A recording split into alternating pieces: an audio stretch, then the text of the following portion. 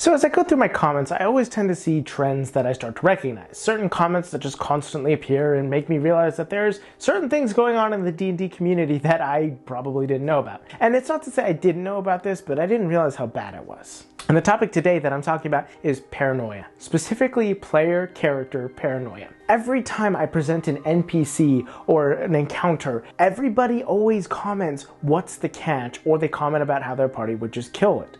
Everybody talks about the threat, and it makes me realize that for some reason, most people in most games are paranoid. They're paranoid that something terrible is going to happen to their characters. They're paranoid that something is out to get them. They're paranoid that their dungeon master is adversarial to them. And I wanted to discuss that because I'm pretty sure that there are dungeon masters who have done nothing wrong that probably are dealing with this, and it creates a really difficult scenario. And so I'm going to talk about how to get past this. So let's talk about it.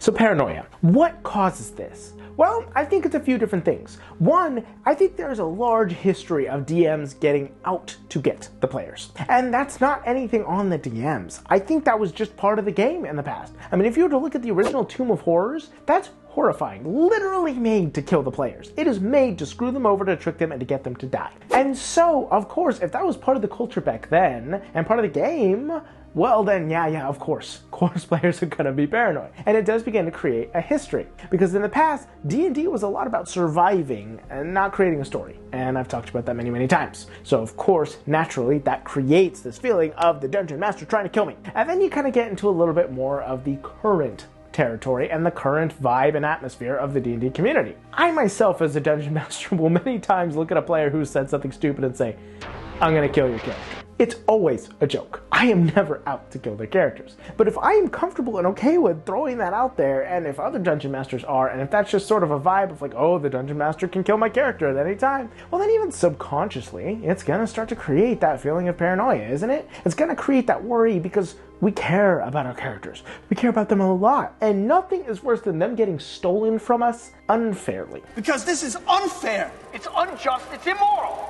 And so, of course, these players begin to create this paranoia, but there's also this feeling that the dungeon master is always trying to trick the party. And this I blame fully on social media. There are a lot of toxic DMs out there that are just louder than the rest of the DMs. And they'll be very clear that they are out to trick their party because their party's too cocky or thinks they're too great or too good. First of all, if you have that situation in your table, talk to the players. Don't punish them in the game. You're not going to accomplish anything other than looking like a real jerk. I personally had one of my players reach out to me recently when I asked for feedback on my game and said, "Hey, I would really like you to kind of be a little bit more harsh on us. I want to feel in danger and feel like our party is really having to struggle because they've been too confident for too long." Totally fair thing to ask. I personally love to have my characters challenged, so I get it. But it's because I wanted to make sure that my party had the confidence that they could be heroes in this world. I wasn't going easy on them, but I did give them the chance to succeed, and then failure had to come afterwards eventually. The point I'm making here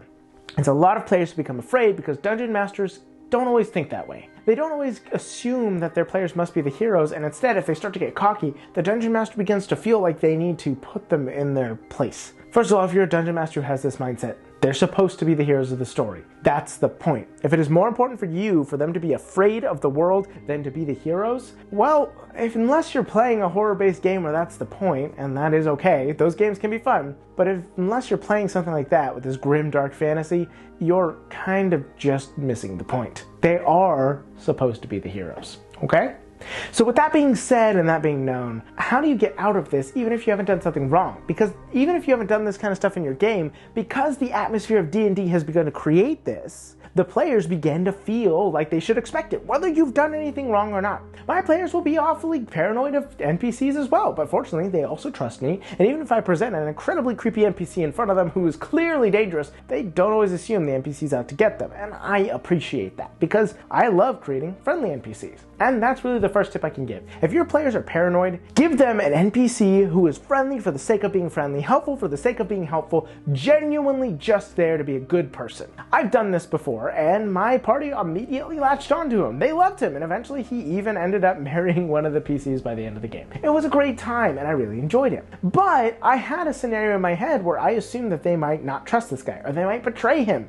Based off the comments on my videos, apparently a lot of parties would do that. they do not assume anybody's there to help them. So if you present this genuinely good person and they do get taken advantage of, that is a great time to reality check your party. You can have them just do something horrible to this person. For example, say they want to give them free stuff and then the party totally robs them blind of everything that they had, runs away with it. Well, then you can have the NPC either show up later or have law enforcement come after them, but make it clear that what they just did was wrong. What they just did didn't make sense. This person had done nothing wrong to them, intended to do nothing wrong to them, and they had still chosen to do this. And if your party is still okay with this and still just assumes that, no, that's totally fine, okay, well, there's two things you need to do. One, you need to evaluate what kind of game you're running. Is it the point that this is supposed to happen? Are your players playing evil characters? Well, if that's the case, then this is expected and that's okay. Let them play the game that you all agreed to play. But if this is not the game you agreed to play, you need to talk to your players out of game. You need to step back and say, we wanted you guys to be the heroes. Do we understand that you guys are not the heroes right now? Do we understand that you're the villains? And I see so many posts saying, well, you need to punish them. You need to have law enforcement come after them. Have another more powerful party come after them. That is an option. Yes, absolutely. But you know what you're going to do by doing that? Unless your players are really emotionally mature or your players are really invested in the story and understand that their actions have consequences, it's just going to create a feeling of, wow, my dungeon master just punished us totally unfairly. He put us up against something we can never fight against. There has to be an understanding and a social contract beforehand to understand what's going to happen and what's going on. If you don't have that, you're just going to create a really unfortunate scenario that nobody's really going to enjoy. And that really is the issue. When these sort of things happen, it is usually because of a lack of expectations.